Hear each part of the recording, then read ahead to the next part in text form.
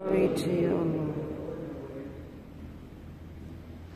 Jesus said to the Jews, "If I testify on my own behalf, my testimony is not true. But there is another who testifies on my behalf, and I know that the testimony he gives on my behalf is true. You sent the disciples to John, and he testified to the truth. I do not accept human testimony, but I say this so that you may be saved. He was a burning and shining lamp, and for a while you were content to rejoice in his light. But I have testimony greater than John's. The words that the Father gave me to accomplish, these words that I perform, testify on my behalf that the Father has sent me. Moreover, the Father who sent me has testified on my behalf.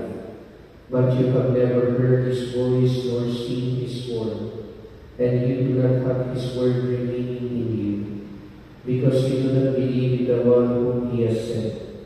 You search the Scriptures, because you think you have eternal life through them. Even they testify on my behalf. But you do not want to come to me to have life. I do not accept human praise. Moreover, I know that you do not have the love of God in you.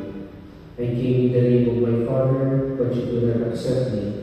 Yet if another comes in his own name, you will accept him. How can you believe when you accept praise from one another and do not see the praise that comes from the only God? Do not think that I will accuse you before the Father. The one who will accuse you is Moses, in whom you have placed your hope.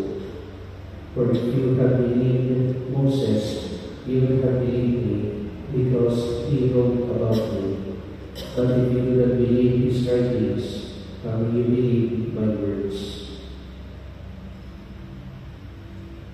The Gospel of the Lord. Praise to you, Lord Jesus Christ.